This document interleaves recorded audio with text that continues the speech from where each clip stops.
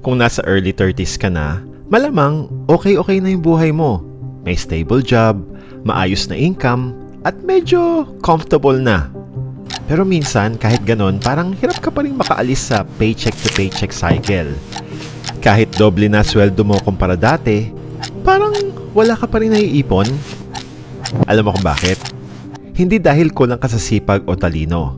Ang tunay na kalaban mo, nasa utak mo mismo. Mga subtle mental traps na hindi mo napapansin. Kung mas malaki na kinikita mo pero mas konti o walang naiipon, para sa iyo yung video na to.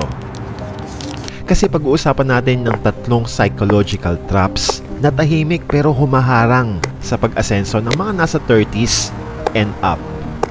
Pero kadalasan kasi, during our 30s nagsisimula yung mga to. Pero bawat isang to, may practical fix agad na pwede mong simulan ngayon. Kaya kung ready ka na, simulan na natin pag-usapan yung unang trap, yung parang automatic kang gumagastos bago ka pa mag-isip.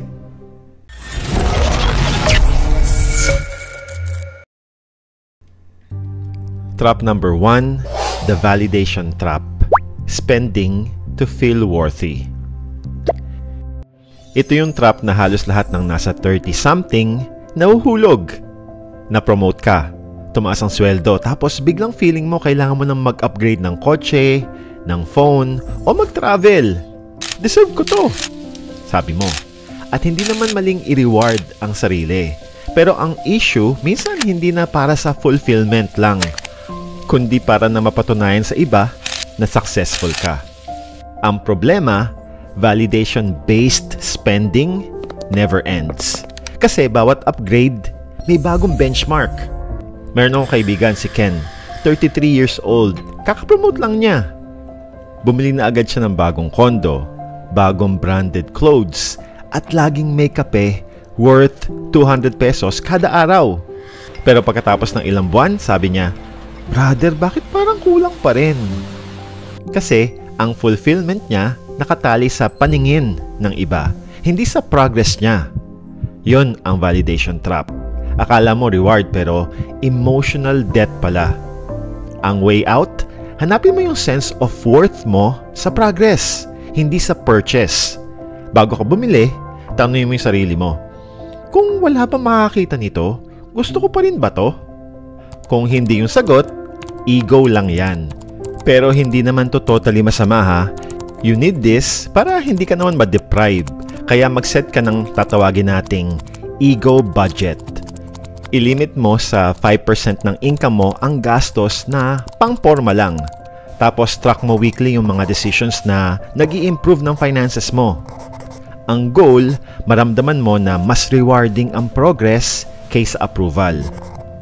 Kapag stable na yung mindset mo dito, ready ka na sa next trap.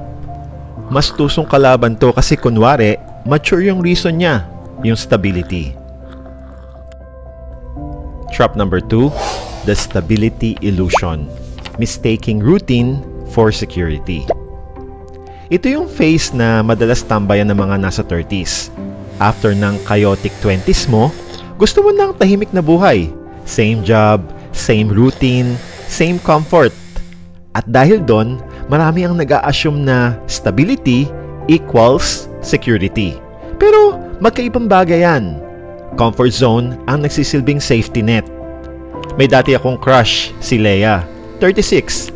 She is working sa same company for 10 years. Walang reklamo, same salary, same routine. Ang perception niya, secured siya kasi steady lang. Pero pag tinignan mo closely, halos walang growth. Same position, same income, same skill set. In short, habang nagbabago ang market, naiiwan siya. Yan ang stability illusion. Iniisip mong secured ka dahil consistent, pero ang totoo, unti-unting humihina o bumababa ang value mo. The truth is, real security does not come from consistency alone.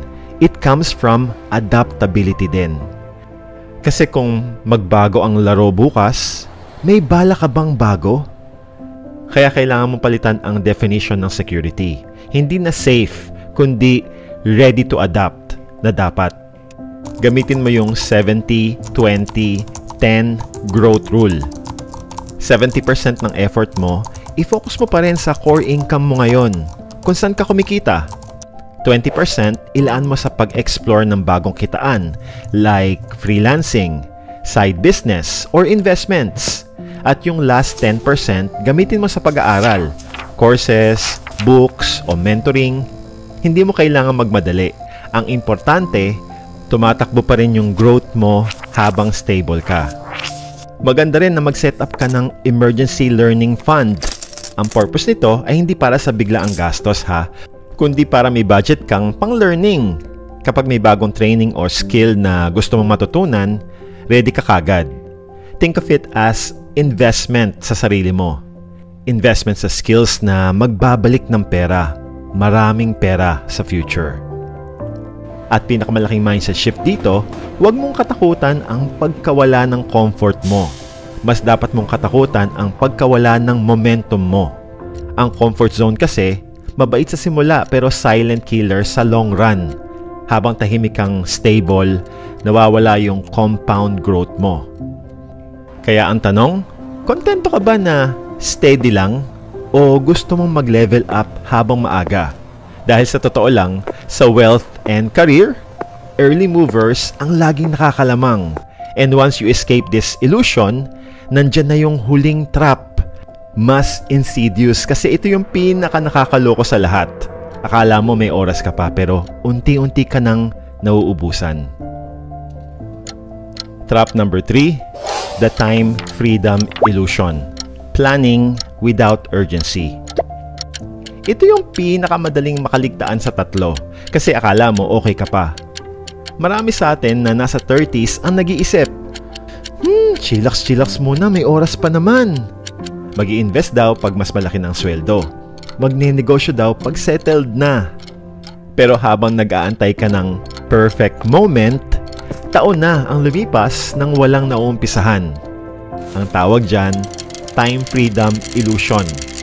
Akala mo ang dami mo pang oras, pero ang totoo, ikaw pala ang unti-unting nauubusan nito. May tropa nga ako, si Aaron, 37 years old. Dati pa niyang sinasabi, mag-i-invest ako brother, promise, pag tinamaan ko yung next income goal ko.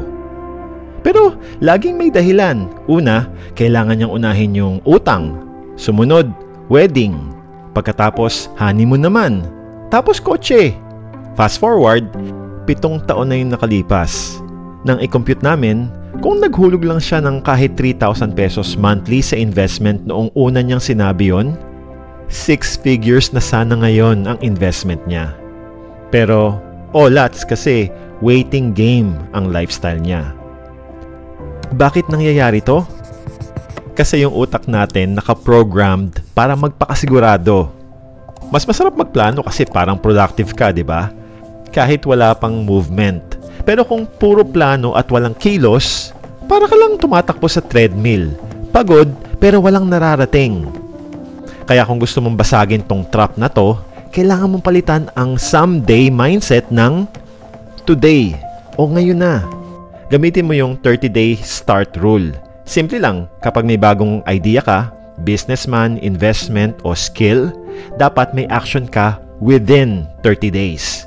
Kahit maliit, whether magbukas ng account, magpa-schedule ng consultation, o maglaan ng ilang oras sa research. Ang mahalaga, nagsisimula ka. Kasi momentum beats motivation every single time. Hindi mo kailangan maging perfect. Kailangan mo lang mag-take action habang mataas pa yung interest mo. Next, gawin mong automatic. Halimbawa, kahit maliit ang investment mo monthly, kahit 1,000 pesos lang yan, basta consistent, okay lang.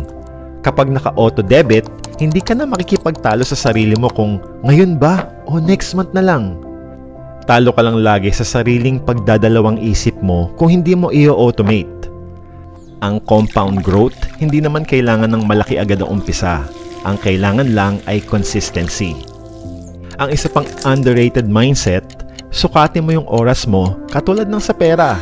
Kasi karamihan aware sa gastos pero hindi sa oras na inuubos kakaisip at kakaswipe sa phone. Bawat taon na sinasabi mong, iniipon ko muna yung lakas ng loob ko bago ako magsimula. Katumbas niyan ay interest at opportunity na hindi mo na mahahabol. Sa pera man o sa skill building, action takers ang laging panalo. Nagko-compound kasi hindi lang kapital nila, pati confidence nila. At huwag kang ma-stuck sa over-researching. Minsan kasi gusto natin ng sobrang sure muna tayo bago magsimula, kaya nilalamon tayo ng analysis paralysis. Pero ang totoo, clarity comes from movement. Ang tunay mong learnings ay hindi lang mula sa puro pag-scroll ng financial theories, kundi sa unang hakbang. Pag gumalaw ka, doon nag-a-adjust ang path mo. Kasi wala naman talagang perfect na start. You just have to take that first step. So, shift mo yung perception mo ng time freedom. Hindi ito yung may oras pa ako. Ang totoong freedom, yung ginagamit ko ng tama yung oras ko ngayon. Kasi ang pera pwedeng bumalik pero yung oras, hindi na. Kapag naintindihan mo to, ang bawat araw nagiging asset mo na, hindi liability. Lahat ng kilos mo, intentional. At bawat maliit na desisyon ngayon, nagko-compound yan bilang future wealth mo.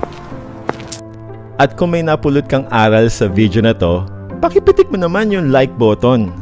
Saka kung hindi ka pa nakasubscribe, pasuyo naman, let's hit that 100k milestone. Maraming salamat. So kung mapapansin mo, lahat ng traps na to, validation, stability, at time freedom, may isang common pattern. Tahimik nilang sinasayang ang potential mo. Hindi mo sila nararamdaman agad pero habang nakatrap ka sa kanila, unti-unti nilang binabawasan yung capacity mong yumaman. Kaya kung gusto mong umangat sa 30s and up, kailangan mo maging brutally honest sa sarili mo. Ask yourself, yung mga decision ko ba ngayon nagpapayaman o nagpapalayo sa yaman ko? When you understand this, dito napapasok yung shift na ang success hindi base sa approval ng iba, base sa consistent progress mo. Ang security, hindi mo makukuha sa comfort kundi sa adaptability mo. At ang time freedom, hindi mo dapat gawing excuse kundi commitment. Kasi pag marunong kang mag-prioritize ng ngayon mo, yung future mo, hindi mo na kailangang habulin. So start today kahit maliit, basta tuloy-tuloy.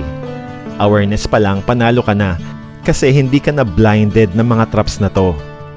At kung gusto mong i-upgrade yung disiplinang pang-millionaire step by step, panoorin mo naman yung video na to. Maraming salamat sa pananood. Peace out!